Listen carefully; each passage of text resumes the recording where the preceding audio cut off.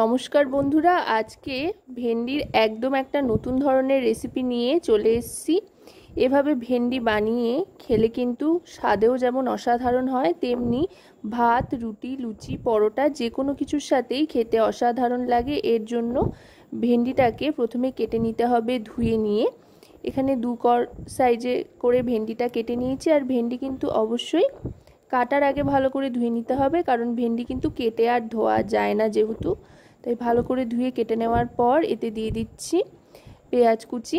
পেঁয়াজটা স্লাইস করে কুচিয়ে নিয়েছি, বেশ বড় সাইজের একটা পেঁয়াজ কুচিয়ে নিয়েছি। তার সাথে নিয়ে নিচ্ছি এখানে লঙ্কা কুচি, আদা রসুন বাটা, টমেটো বাটা। এবার একে একে সমস্ত গুঁড়ো মশলাও এতে নিয়ে নিচ্ছি। খুব সহজেই কম সময় কিন্তু এই রেসিপিটা আপনারা তৈরি করে নিতে পারেন, একেবারে ঘরোয়া পদ্ধতিতে, ঘরোয়া উপকরণই। দিয়ে দিয়েছি হলুদ গুঁড়ো 1 টিস্পুন পরিমাণে, তারপর কাশ্মীরি রেড চিলি পাউডারও 1 টিস্পুন পরিমাণে দিয়ে দিয়েছি, রোস্টেড ধনে আর জিরে গুঁড়ো 1 টিস্পুন পরিমাণে দিয়ে এবার দিয়ে দিলাম পরিমাণ মতো লবণ।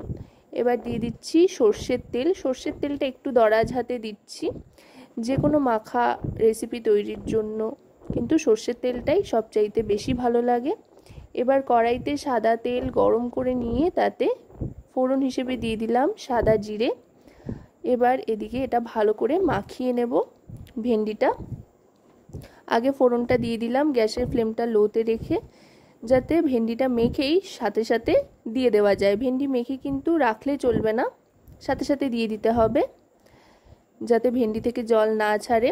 এই রেসিপিটা কিন্তু বলতে গেলে কোনো রকমে এক্সট্রা জল অ্যাড হবে না, পুরোটাই শুকনো শুকনো আর ভাজা ভাজা করে তৈরি করতে হবে। এতে করে এর স্বাদটা কিন্তু অনেক গুণ বেড়ে যাবে আর খুব মুখরোচক খেতে হবে। ছোট থেকে বড় সকলেরই আশা করি খুব পছন্দ হবে এই রেসিপিটি। যদি রেসিপিটি আপনাদের ভালো লাগে তো অবশ্যই রান্নাবাটি চ্যানেলটিকে সাবস্ক্রাইব করে লাইক, শেয়ার, কমেন্টের মাধ্যমে আমাদের পাশে থাকবেন আর পাশে থাকা বেল আইকনটি অন করে দেবেন সবার আগে সমস্ত রকম রান্নার নোটিফিকেশান পাওয়ার জন্য। এবার গ্যাসের ফ্লেমটা লোতে রেখে 2 মিনিটের জন্য ঢাকনা চাপা দিয়ে দিলাম। দেখুন ঢ্যাঁড়সের থেকে কিন্তু একটা জল ছেড়েছে, সেই জলটা শুকিয়ে আসা পর্যন্ত ভালো করে ভেজে নেব। দারুণ সুন্দর একটা গন্ধ আসতে আরম্ভ করেছে আর ঢ্যাঁড়সটাও নরম হয়ে গিয়েছে। এবার এটা সার্ভ করে দিচ্ছি। দেখতে যতটা লোভনীয় হয়েছে, এই ভেন্ডির রেসিপি খেতেও কিন্তু অসাধারণ হয়, তাই অবশ্যই ট্রাই করবেন।